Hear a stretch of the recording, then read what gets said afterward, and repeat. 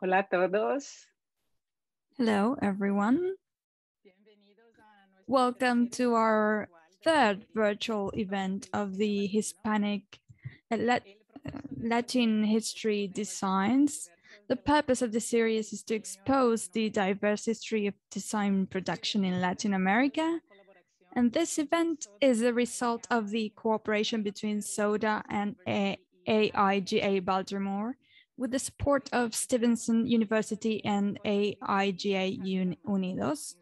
Today, we will be learning from Nicole Cristi and Cristi&Manzi, researchers from Chile and co-authors of the book Resistencia Gráfica, Graphic Resistance. Hello, Nicole. Hello, Javiera. Welcome. It is an honor to have you with us. We're also very happy to have all of you here this afternoon. My name is Raquel Castedo. I am a member of the board of directors of AIGA-Baltimore and of the Society of Design Arts, known as SODA. SODA was founded over 15 years ago in Baltimore by an all-volunteer group of teachers, students, and design professionals. All of them were passionate about the multiple histories of design arts, including graphic design, illustration, architecture, book arts, photography, and many more. SODA has offered over 100 seminars that explored various topics. To get an idea of our past events, please visit our website at sodabaltimore.com and sign up for our mailing list to find out about upcoming events. On our website, you will see that since 2019, we have been co-organizing events with AIGA Baltimore and building together a community that is interested in the history of design and its positive impact on the practice of design on contemporary life. Our partnership with AIGA is essential. This organization is committed to promoting the value of impact of design, to work together to inspire, support, and learn together at every stage of our careers. Our 75 locations are 100% managed by volunteers, and they serve more than 20,000 members across the country. We invite you to learn more about all of our initiatives at aiga.org and want to thank all the leaders of our headquarters, the members, the national representatives, and above all the members of our local board of directors, in particular to our new president, Francis Miller, who is with us today. For more information about our headquarters and to find out about the upcoming events, please visit our website, baltimore.aiga.org. Also, very special thanks to our interpreters, Julieta Mendez and Laura Lafuente. And I would like to thank the Stevenson University and AIGA Unidos, particularly to Natasha Poggio, who is with us today. Natasha will tell us a bit about AIGA Unidos and the celebration of the Hispanic Heritage Month 2021. Welcome, Natasha.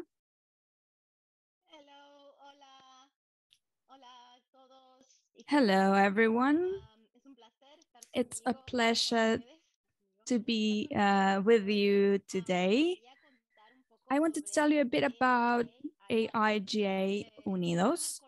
We are a multi-headquarter space that fosters histories, the needs of people who have Hispanic and Latin heritage around the world. We are carrying out several events right now related to celebrating the Hispanic Heritage Month. You can join us. This is one of the events that we are co-organizing or co-sponsoring, and we have upcoming events next week as well, on October the 7th and then on October the 12th. These events are related to the Hispanic month, but then we will carry on with several other events. And please follow us at AIGA Unidos, and I will leave the link to the website in the chat box. Thank you. Back to you, Raquel. Thank you very much, Natasha. It is great that we can have you cooperating with us today. I see that there are people from many places around the world. Thank you very much for being here with us. And I would like to underscore that if you have any questions at any time, please send it through the question answer function. And also you may write in any language you want. We will translate these questions into Spanish if needed. This event will last 1 hour, and after the presentation, we'll have a question and answer section with Nicole and Javiera.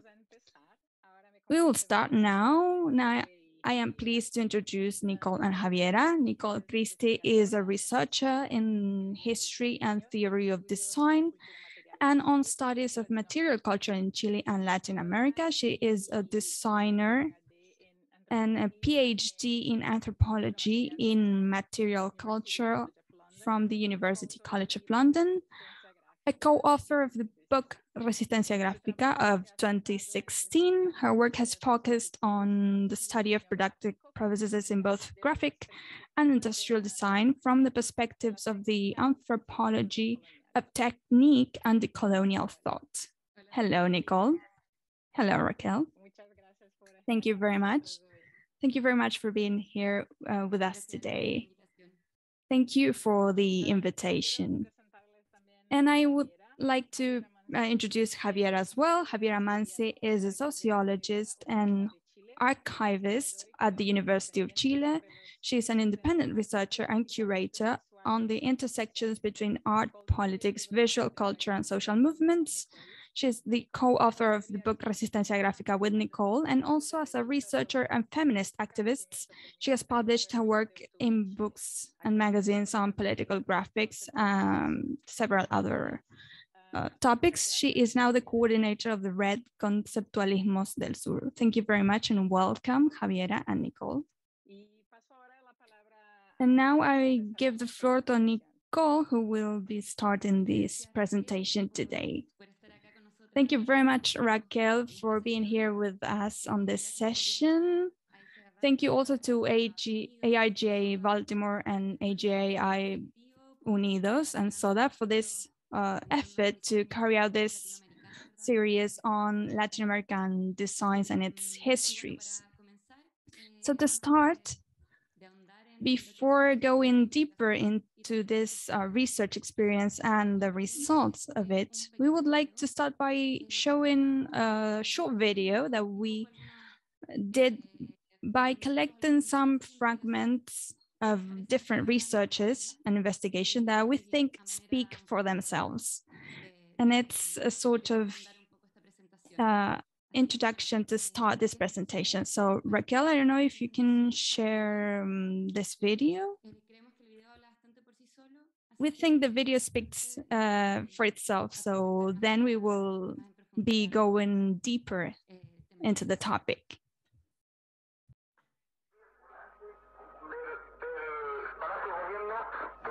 De la tarde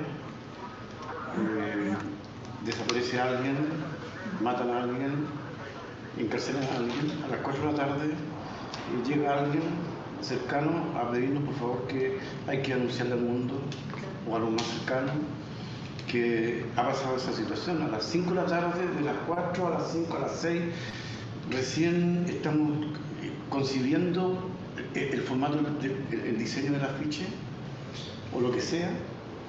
A las 8 ya estamos en la imprenta trabajando con la fotomecánica, trabajando con esto, trabajando con lo otro, y toda la noche ya estamos consiguiendo, mientras tanto que queda un material acá, estamos consiguiendo quién tiene la imprenta, quién puede trabajar en la noche, etc. Y el otro día a las 8 de la mañana pasa alguien corriendo, o a las 7 de la mañana pasa alguien corriendo clandestinamente y se lleva el material.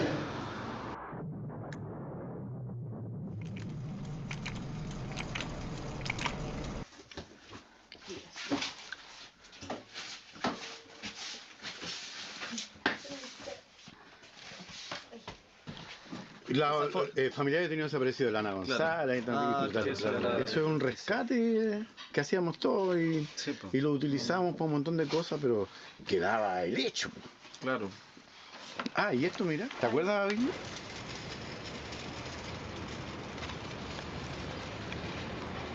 El cartel tiene una cuestión de carácter subversivo. Subversivo, digo, subvertir, cambiar, transformar el orden establecido. Lo que se dice de las cosas, entre comillas, como normal, ¿cierto? Nos damos cuenta que no es normal, que hay una irregularidad, una situación no considerada, no contemplada, entonces hay que alterar eso. Y el afiche, en esos años, ¿cierto?, tiene como tarea dar cuenta testimonialmente, ¿cierto?, y técnicamente, entregar la mayor cantidad de antecedentes posibles frente a las arbitrariedades, irregularidades, injusticias.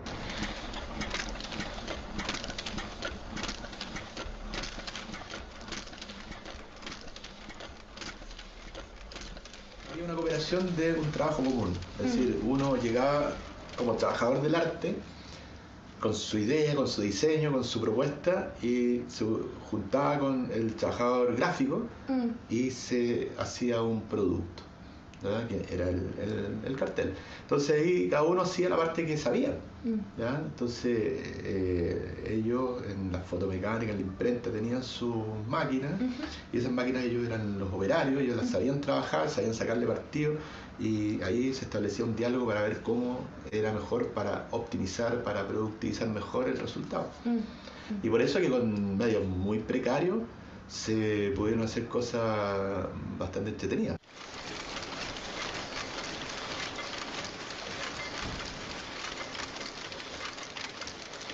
Octubre del 82. 82, fotográfica. Claro.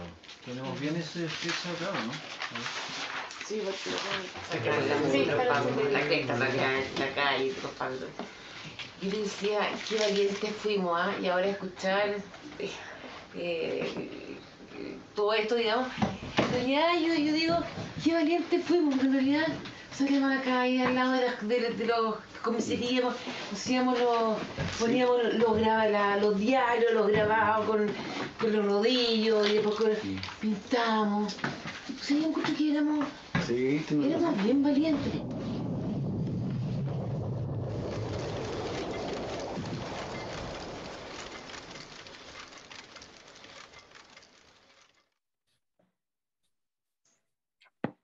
Gracias, Raquel, por el video. Thank you, Raquel, for showing our video. Now I will share my screen. Ahí estamos. There we go. Listo.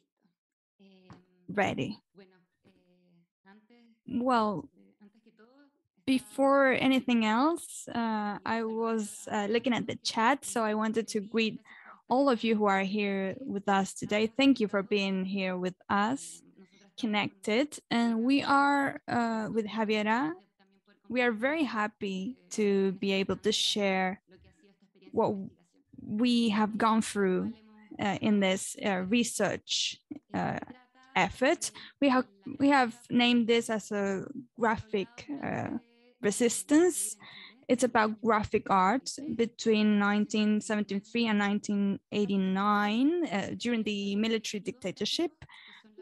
Basically on the APJ and Tasharsol Cultural Center, which are two groups. We will explain a bit more about them later. We have been researching for many years in a cooperative effort. This research is, for the most part, included in this book, this publication in 2016. It's called Graphic Resistance as well. And in it, we continue the work on this research, but this is the basics, the core of this collective effort we carried out. Part of this collective effort is about intertwining the participation of the creators themselves, graphic artists themselves. They are our accomplices, let's say, our graphic accomplices, the group of investigation, the research group, Javiera, a sociologist, Yana Roa, a designer as myself, and many other people and corporations, many conversations that we held and different exchanges to arrive at this result.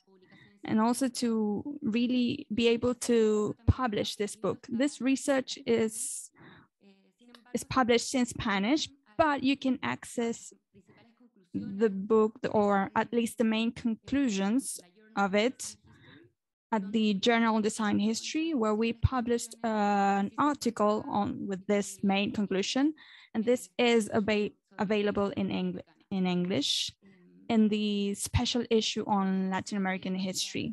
So with that, I will go and give the floor to Javiera so she tells us a bit more about the focus of the research. Thank you very much for the invitation, and thank you all of you for being here with us. We want to tell you that this is a research that we developed from an interdisciplinary view.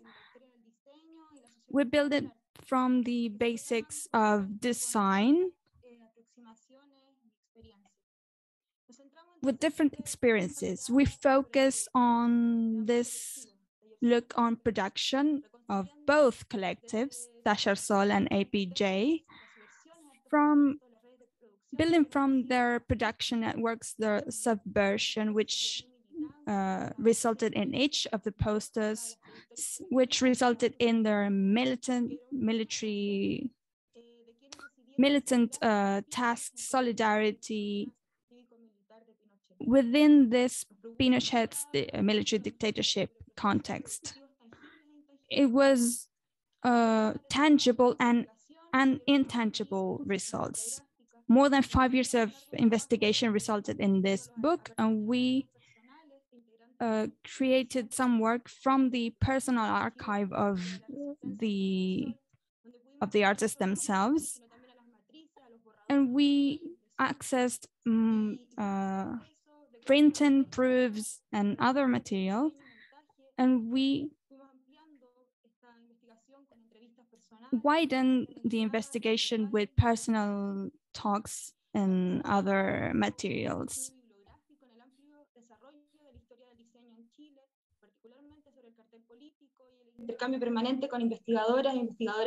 It's mainly based on researchers and the exchange with researchers from this period. This is also an investigation or research that is located or shared within the context of Red Conceptualismos del Sur, an activist plot that has a plural position in South-South and tries to act in the field of epistemological and artistic dispute.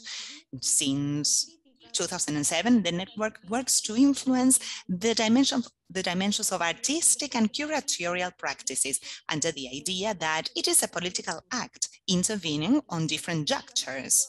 This research has been expanded in different ways and throughout the different processes related to the student movements, the feminist movements, and also what Nicole was mentioning before from the perspective of anthropology of these techniques.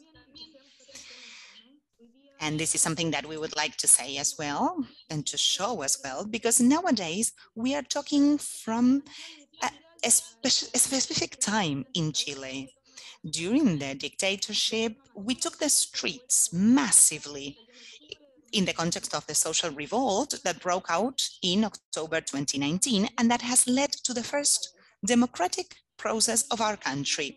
During the first month, we saw the walls of Santiago and different cities covered with scratches and slogans, and over these 30 years, that were the transition to the democracy. For us, it is very important to conceive this research process as a contribution to the continuity of these struggles and this resistance of the past and the present. This is an exercise of memory that adds to the creation of genealogies of political spheres in Chile and Latin America, feeding the struggles of the present and of the future. As Antonio Cadima says, and wherever there is a social movement, there is a poster. So graphic utopia, this starts from what was the main experience of Unidad Popular, the popular unity in 1970 or 73, under Salvador Allende government, where the strength there was very much related to the idea of a state, socialism, and the importance that the mass media had at that time in order to be able to distribute and to show the graphic identity or a political program as well. That's how the posters were essential in order to expand the idea, the social ideas. This graphic utopia, as we called it, is a synthesis, is a summary of the period where graphic language was part of an expansion of this emancipatory project, both in arts and in design. We will see a strong link with the new technologies, mainly with the offset and with serigraphy, as well as means of communication for mass communication that made everything from a cultural and artistic point of view more massive. We will see that it was mainly characterized by a lot of colors, different and high contrast, showing the Latin American style, and it was influenced as well by the American psychedelia and the typologies that were known by our fonts. And they were very much related to the muralism tradition that was present in this period as well. We are talking about large posters of medium mercury, 55 by 77 centimeters, or even mercury size that we could see in the streets or even in public institutions. So this idea is very much related to a call for democratizing art. We can see an exhibition here. Pueblo tiene arte con Allende was the name. It was conducted in 80 places throughout the country. This exhibition tried to make different artists well known throughout the country. And it is interesting to see how this mechanic kind of language was emphasized and how it shows the arts in the artistic field. I'm sorry, I lost sound of the speaker. She's back. So this possibility, I'm sorry, her sound is breaking. So all this power takes different identity. It includes art schools, and within this context, in the UT, the Technical University, there was an exhibition shown mainly aimed at what was the risk, I think, that they saw coming their way. And that's why they had this anti-fascist exhibition organized together with different universities and with the support of the government as well, in order to be opened in September 11, 1973. So that was going to be led by Salvador Allende himself, together with artists such as Víctor Jara.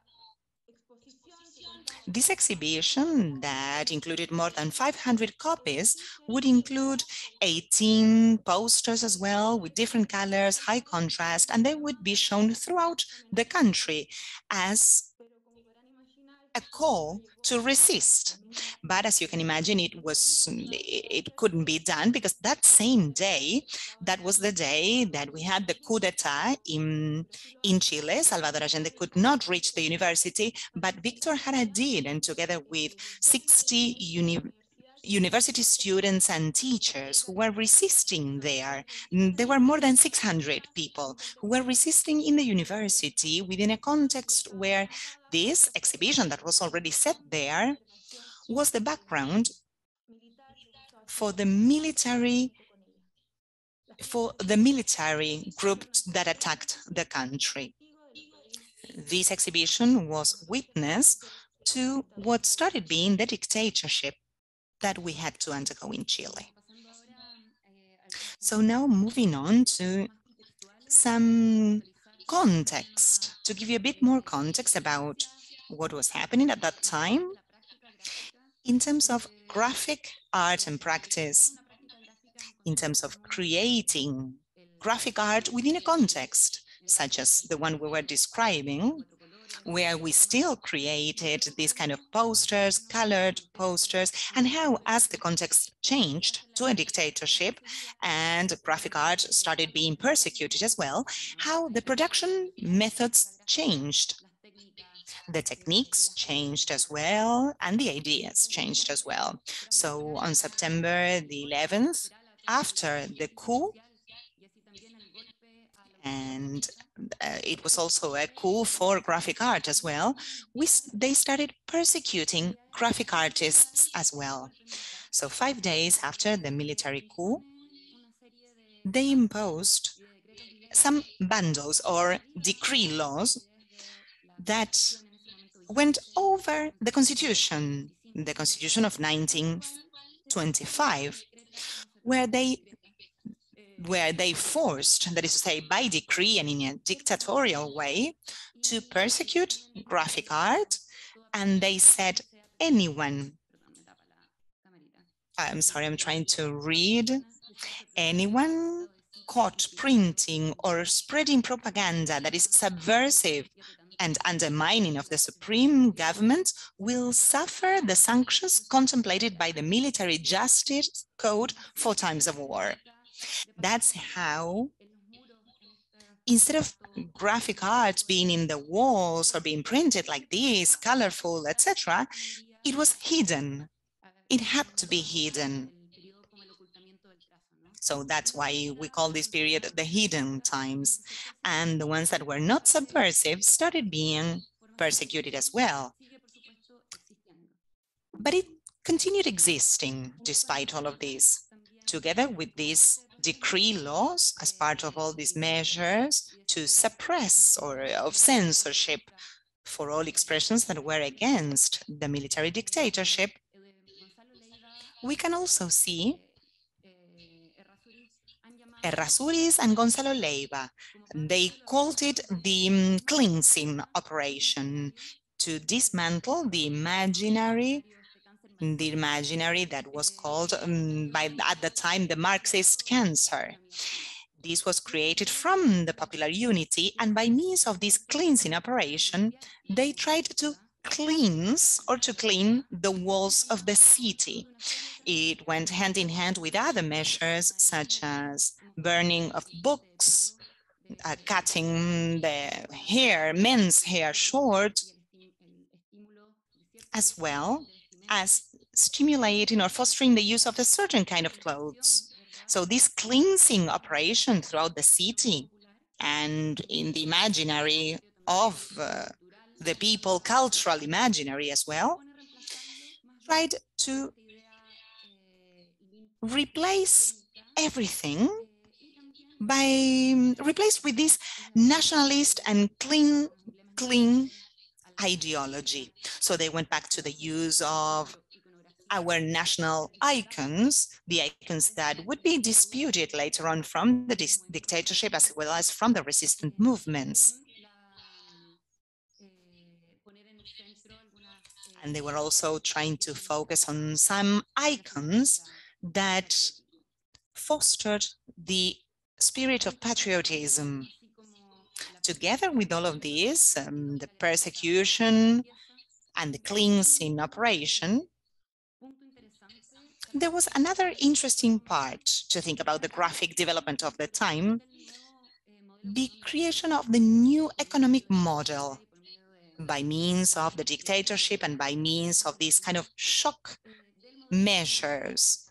They were trying to implement the neoliberal model by means of the Chicago Boys, which was a group created in the US that came to Chile, and as part of the process to consolidate the dictatorship and to leave its heritage, They dismantled the economic system and they established a neoliberal system so that the possibilities, of course, the dictatorship enabled its installment without any kind of consideration to labor rights or without taking any care to local production. So it was established radically. And it is also very much related to design. Design in a more officialist way, let's say, publicity, advertising, corporate development. That started taking a key aspect, like being at the core of graphic design. And that's why in the streets, we started seeing an imaginary that was very much related to consumption, much more than the imaginary that was proposed before during the popular unity and with the posters that talked about education or that talked about public health. Now, this became an imaginary more related to consumption and corporate identity. So we will see how, despite the hegemony that this kind of language took, there would always be some kind of cracks that made this practice more difficult for the resistance. And this would be contaminating the city that was trying to be cleansed up and this corporate sphere. As part of one of the first gaps in the city was the resource of R, of the letter R, an R that it's circled. That's going to be one of the first popular symbols. It's a minimum resource that is reproduced to subvert this white, clean walls by these cleansing brigades. So Alberto Perez, an academic and artist, started working with a very small group, homemade workshops, creating black and white posters to be put on walls of fabrics and etc. other buildings. So we see that graphics as well as music will be one of the first responses as that create a collective voice of resistance. So we start recognizing collective common spaces within a social fabric that was broken by dictatorship. Despite this constant persecution on artists and population as a whole, cultural spaces and universities started being intervened. But despite all of this, this was not a cultural shutdown time. Actually, in opposition to this hegemonic official politics, there were many multiple resistance spaces in different spaces, different universities, among students, among the people as a whole. And many of these groups started intertwining during the 70s and the 80s. They were very prolific and they were able to extend networks in exile. They insisted on community as part of resistance and also to have a thread of union with the left-wing culture. So in this context of cultural resistance that was very wide, there were two collectives, the Agrupación de Plásticos Jóvenes, APJ, and Taller Sol Cultural Center. APJ was founded in 1979 after the call of Hugo Sepúlveda and Abilio Pérez, who had known each other as students at the School of Fine Arts of the University of Chile. There were 130 students who founded the APJ to have a cultural resistance space. This was different from many other brigades that were part of these political scenes. They were open meetings where hundreds of people took place. And then many more people started intervening over the 8 years of life that APJ had. Sonia de los Reyes, Marco Risetti, Nan Godoy, Ana Maria Cisternas, many other people participated in these meetings. The APJ was characterized with this collective work within assemblies on murals, scenographies created for theater plays, direct actions, which was the performances, let's say, and also the most prolific one of all, the graphic activities, graphic artists activities. The Tallarsol Cultural Center was founded in 1977 by Antonio Cadima and Jorge Farias. It was the first autonomous cultural center to open its doors during the dictatorship.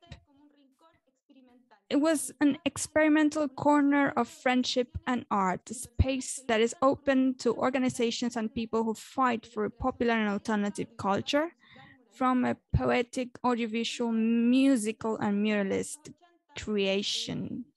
So in 1980, this workshop was made up of Felipe Martinez, Cadima, and Eduardo Gayen.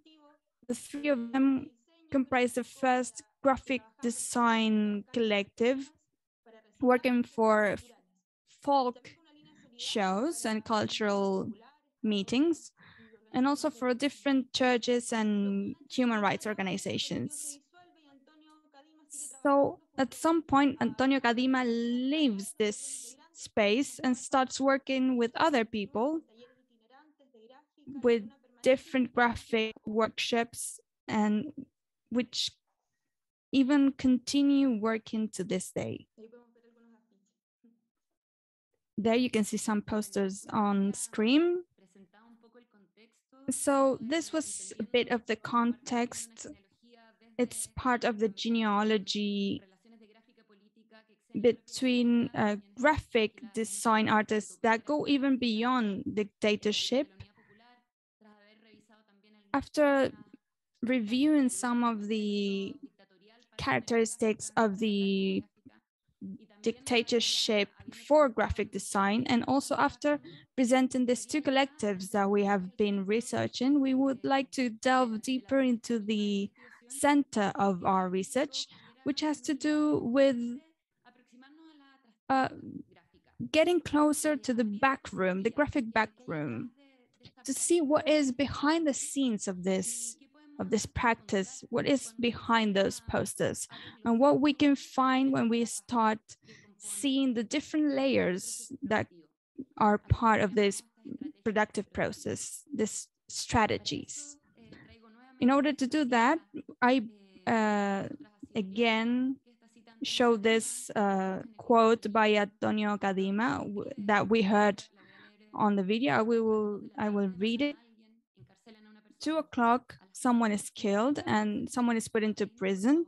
At 4, someone comes to ask us, please, to make known to the world what just happened. At 5, we're already working on the format, the design of the poster. Meanwhile, we're trying to find a printing press, people who can work at night. At 8, we're at the press working on the photo mechanics. And the next day at 7 in the morning, someone comes hurriedly to take the material. What we see here, on the one hand, is a willing to work, an urgency to practice this type of art, working during the night, and also an urgency to communicate certain persecution, disappearances, and systemic violences during the dictatorship. And on the other hand, we can see different stages of the process. That is why we can identify the commission stage, then the design stage, where different technical strategies are identified so that a poster can be made under this censorship context, then we have the distribution stage and circulation itself. And what we concluded of the research is that there are many common strokes. We call common strokes some things that are in cross-sectional. Out of these common strokes, we name technical disputes, what we call the graphic social bond, collectivity and autonomy, and meandering circulation. So we will now go deeper into each one of them as an overview, because we don't have much time, but we will try to give examples, concrete examples on each of these strategies. What we find interesting is that these common strokes created a graphic trench, let's say, in these collectives. They created a space to dispute dictatorship. And there is where people started trying to understand what we understand as politics through posters. So to start with these common strokes and with the technical disputes strategy, I wanted to show you some concrete examples. One of the interesting practices that we saw is the appropriation and the dispute over the use of offset printing. In offset, particularly in the multi-lit offset that was used during that era, one of the strategies that was used has to do with replacing the metal mold that is needed for photomechanics before reproduction on the offset machine, and how this metal mold implies having someone do that, having a space that is willing to print some words that are being censored. And also it implies money. And as a third factor, it also implies the difficulty of getting rid of this metal mold, that it's not the same as getting rid of a paper mold in terms of how hard it is to get rid of the trails of these persecuted words, persecuted posters and images. So this is where we started, people started experimenting to replace the metal mold with a paper mold. On the right, you see a Taller Sol poster where there is a more worn out quality, where paper has absorbed some ink, which is something that does not happen with metal molds. But this type of posters will be used as part of the identity of this era. We see also systematic and experimental use of copying machines. For instance, it was called xerography by Kadima, for instance. And here you see what Antonio Kadima himself did. What he did was to zoom these small photographs that were printed on the press, on journals, for instance, to give them high contrast and then to create this sort of Baroque posters. They are quite simple, so they can be printed on a single color by having this high contrast. Also, the copying machine was used in many other ways to zoom on these details of images, to wear out images with offset printing machines.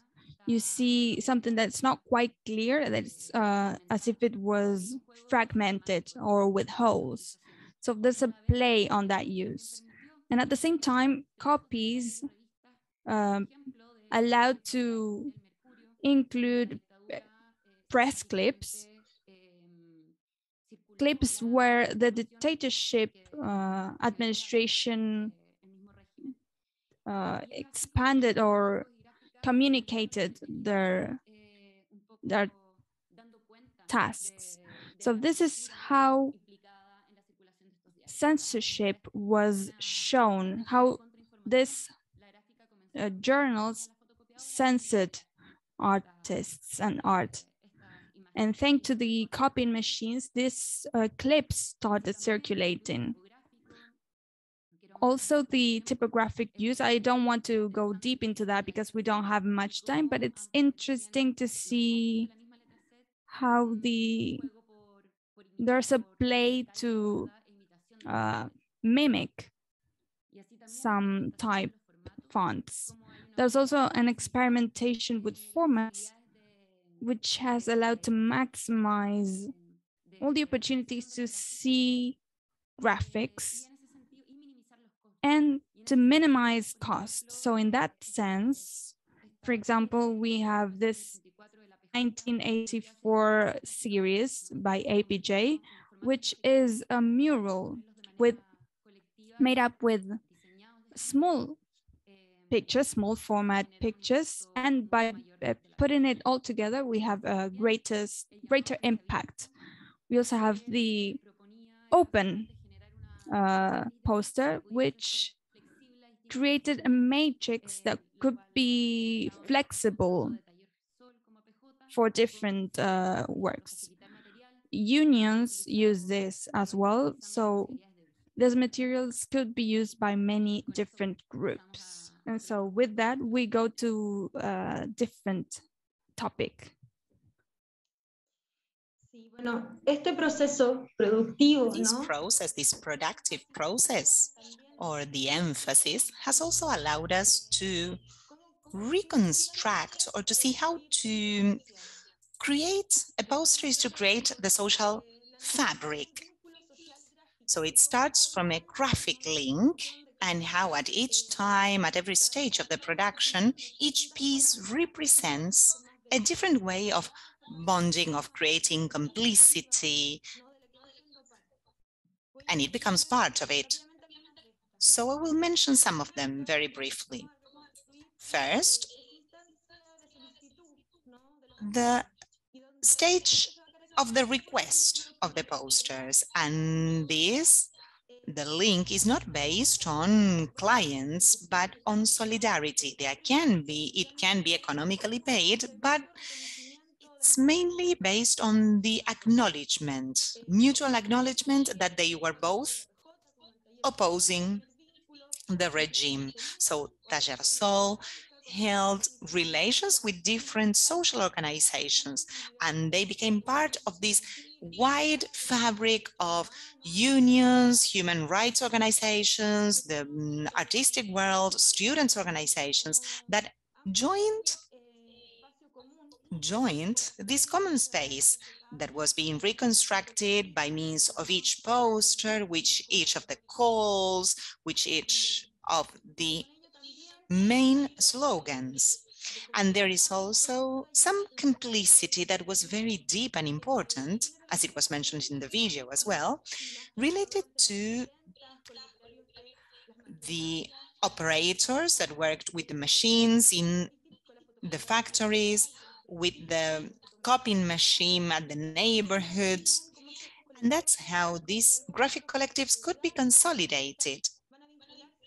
And later on, to relate themselves to those people who were working with these machines, but with complicity, you know, working at night in clandestine contexts under the risk of persecution, and how they could keep on making printed copies by being based on these strong links, and then to expand these networks by means of other workshops. The idea was for them not to be the only ones in charge of making these posters, but kind of trying to multiply the capacity throughout the organizations, the union organizations or neighbors organizations, so that they could self-manage their own resources and create this kind of communication material. So you can find a great diversity of areas and groups that they were linked to in a way of understanding collectivity. They insist on saying that they need to reaffirm the need of collective creation. It was a political strategy as well that goes against the individualism that prevailed at the time, and that prevailed because of the dictatorship, the lack of trust or the fear, I would even call it. So creating networks or affirming this collective need that would protect one another. So for example, not signing with your own name any posters. So that's part of what created the new way of thinking about graphic art. And this led, among other things, to leave the different sectors that also includes in the left, that also exists in the left, and to become cooperators, or cooperators in a wider sector with different parties, different organizations. They said, do not belong to a party because we are a group of all different parties. So implying the left activism. This capacity of creating links was very strong in the ways in which posters circulated. It's not just a poster that you will see in an avenue or in the main walls of the country, but you will find this kind of meandering circulations to appear in the public spheres. So one of the most characteristic ways was to make it circulate in demonstrations, in marches. After the death of Andrés Gerlán, for example, in this kind of demonstrations that was called to the Cathedral of Santiago, the photographs that we can see here on the screen were taken after these posters were circulated in the demonstration and that had been printed the night before. As you can see, there is a strong emphasis on that. I mean, a poster was something essential, and it was essential to bring it out to the streets in the demonstrations. Another way of circulation was also using the posters inside, not on outside walls, but inside human rights institutions, churches, or neighbor organizations, where they started putting all these posters inside, not shouting out on the outside, but as a way of identifying themselves, of keeping this memory on the inside. So these posters had a lot of details, and they showed a kind of perspective. It implies that we had to look in detail at these posters so that we could identify ourselves. And many families went there, or they were waiting for an answer of relatives that had been detained or who had had their rights violated. So they go hand in hand with the experience of the population. And something else that was very powerful in terms of posters, this poster called Libertad, freedom, was very strong and powerful. It talked about clandestine experiences, and this created a link with exile. The exile of José Balmes, in this case, the artist who reproduced this understanding of the culture. It was conducted together with a French organization, and this was done in Paris. This was 1985 in Paris, and it created a possibility to imagine how to expand these Mandarin circulations abroad, of course, trying to escape the censorship. And trying to wrap up, because I know that we are yes, we are running out of time. This usually happens for us. But well, anyway, so going into the conclusions of this process, thinking about this process as step by step and as a kind of relations, political, graphic, artistic relations of the photocopies, the graphic arts, everything that goes together. And if we zoom in and in, we can see what lies within each of these areas. We can see a graphic trench, so to speak. We identified these as technical disputes, as the graphic social bond, the collectivity and the autonomy that people were focusing on, working in time or against time, and the mentoring circulations that we mentioned before. And we can see how, by means of all these common issues, they created a kind of graphic trench. And that's what we propose here. We say that the political part of posters, it's not only the slogans, or it's not only the final result of a poster, but it is also the practice of it. And we can think of practice as a political practice as well in itself.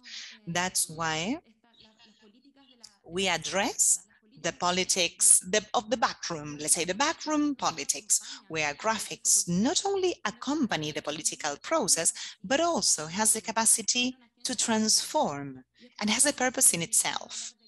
That's why instead of talking about graphic of resistance, where it would imply that it is accompanying the process of resistance, we would rather call it graphic resistance, where the practice in itself, I mean, understood as such, as a process that was created as such,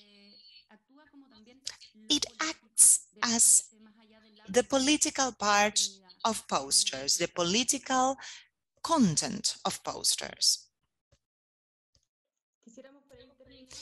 We would like then, just to wrap up, to repeat something very key of this process, the possibility of creating research and archives, how these archives were created, how access was being granted, increasingly more and more, and how nowadays they call these vibrating materials, because they vibrate with every print, with every background that they recreate. And this is the witness and testimony of these people's experiences. Memoria de la Resistencia, Taller Sol, these are open spaces for the community. They exist, and they are in, for example, in Yungay neighborhood, and they can have access to most of these documents, not only about the graphic arts, but also about the cultural resistance, together with other strategies as the one we tried to implement here. Archives in Use. This is a platform that is available to have access to see these posters. We believe it is very important to think about how research can also create a link, or the capacity to create a fabric or a link or complicity, if you want to call it, that can be socialized by means of a research process, by means of a process that shows the possibility to continue expanding on this kind of research into the future. And finally, taking, or based on this capacity of the research, that can create greater archives, a greater amount of archives, in order to socialize and to open up all the information that we already have.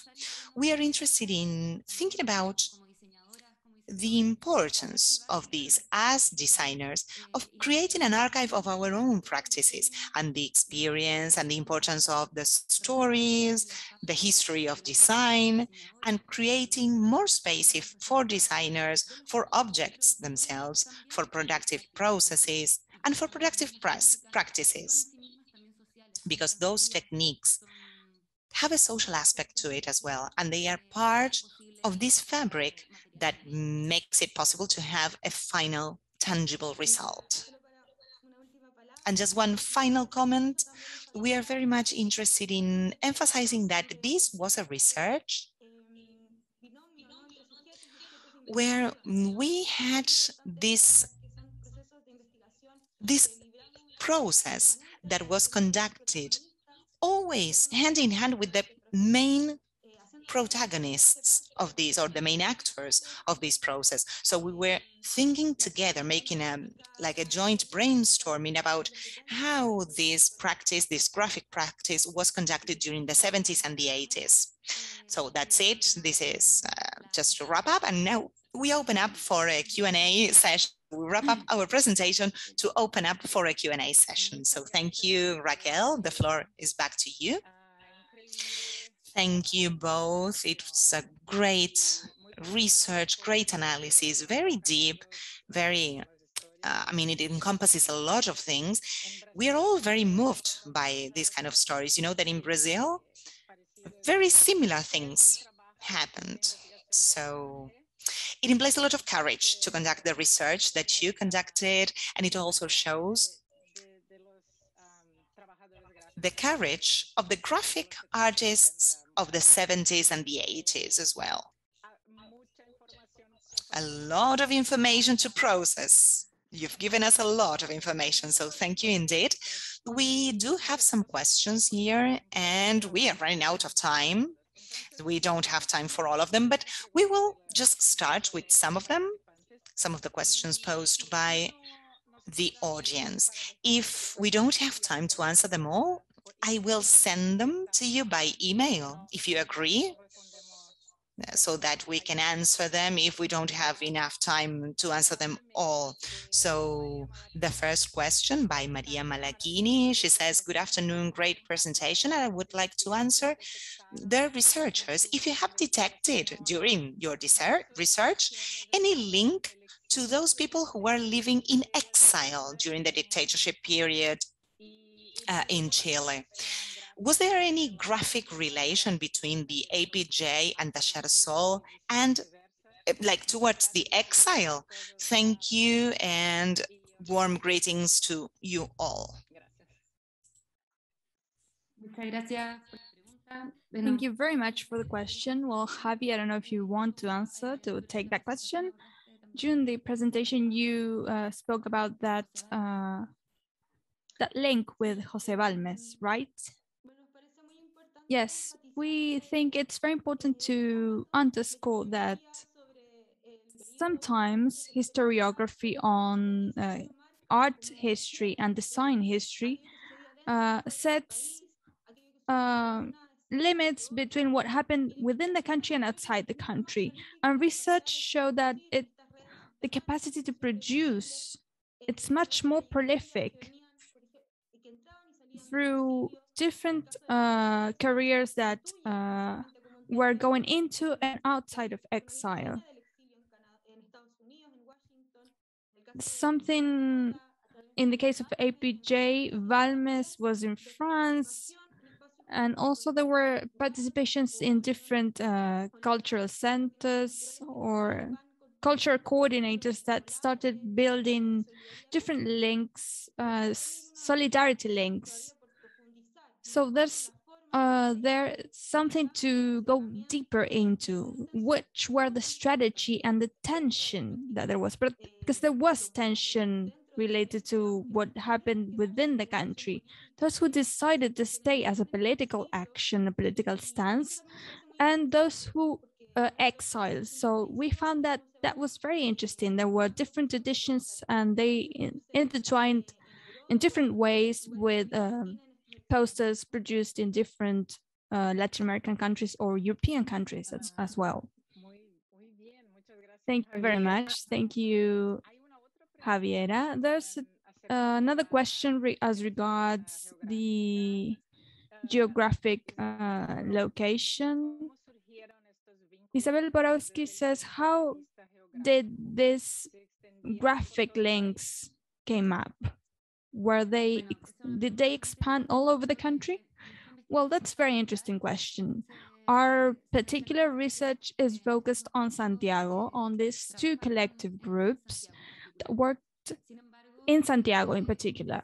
However, it's very interesting to see how there is language and technique and icon exchange, or that goes much beyond Santiago. There's also a workshop that was located in Concepcion which created a very iconic poster that actually went much beyond Concepcion itself. So I believe there was an exchange, but there's a part of the research that we did not develop because we focus on these two collective groups on Santiago. And I think that would be beautiful work to try and think about these different networks all over the country.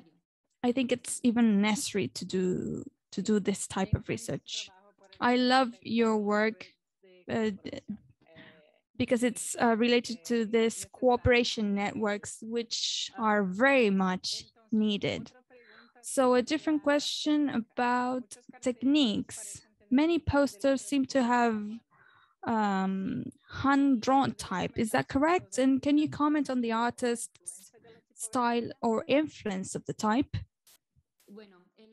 Well, the greatest influence we found came from the different catalogs, where many times we were not able to access the said type because it was expensive. People worked on top of that to copy that type and use it in different posters. They also use different letters themselves, letters from press clips and magazines, and also handwritten types, because many times it was spontaneous work, it was handwritten as well. And I think a reproduction there is interesting because when you work with photography to reproduce in a much more precarious way, allowed the use, allowed for a more limited use of text of type. Its techniques are a result of the options or resources that were available at the time. We can see that. There's also a question as regards the process. The graphic production decisions, the productive decisions regarding offset or photocopy. So the question is, from the graphic movement against climate change perspective, to support this need for the ephemeral, how do you see these techniques today with the challenges that are posed by climate change?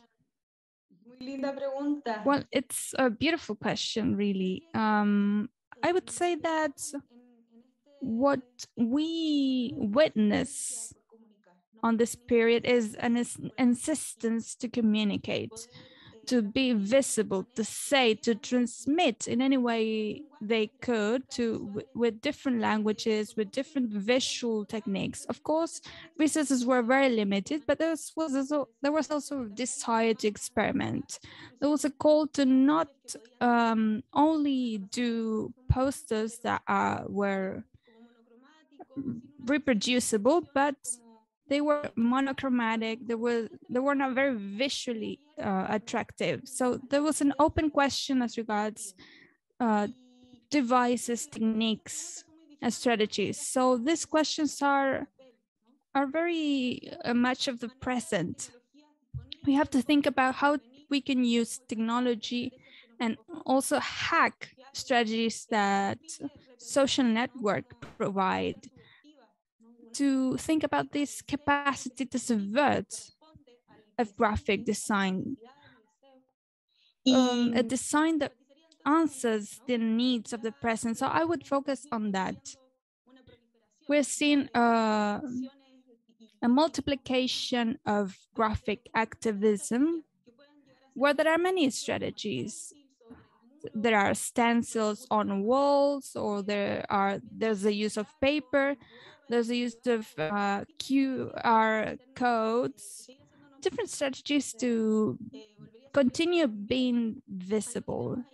And also something that we see is the reuse. Maybe Nicole can explain that much better. This is research related to having a poster that can be reused, recycled, to have the same graphic sign used for giving many messages. I think Javi, you explained that really well. It's precisely that. It's the possibility to maximize use. There are this logic of maximizing use within the dictatorship had a cost, had persecution as a result.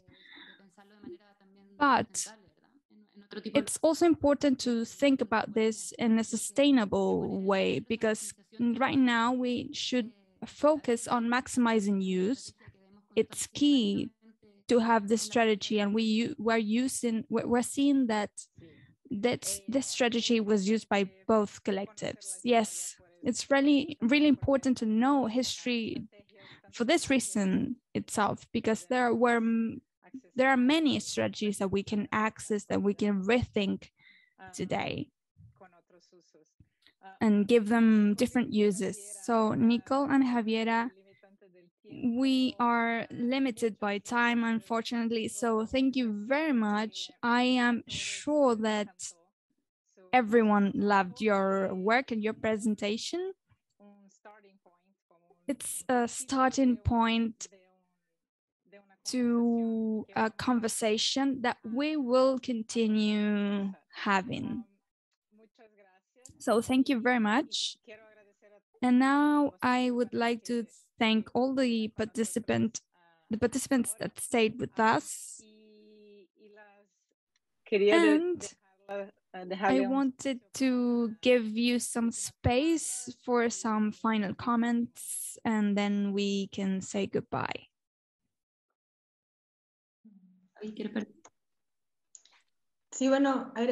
Well, I wanted to thank you once again for this invitation. This was a research that we published 5 years ago on the Resistencia Gráfica book, and many of its questions are current, but are also open to be linked with the experience of different countries or territories. Thinking about the 70s or the 80s in other countries in Latin America or the global South even. And we think there are many practices of resistance, ongoing resistance. Even in today, we are rethinking neoliberal contexts, because we are dismantling the Pinochet constitution. So we love going back on that time to analyze our present. And to pick up on what Javiera was saying, well, it's incredible to see how when we were researching this for this book, and also when we were seeing this social revolt in Chile recently, it's impressive to see how graphic practice is still alive, even though we have the possibility of disseminating things digitally. There's something that goes from generation to generation. We see screen painting, we see the streets of Santiago that were not, well, those who were not cleaned. We see the posters, we see the insistence on graphics as a political language. So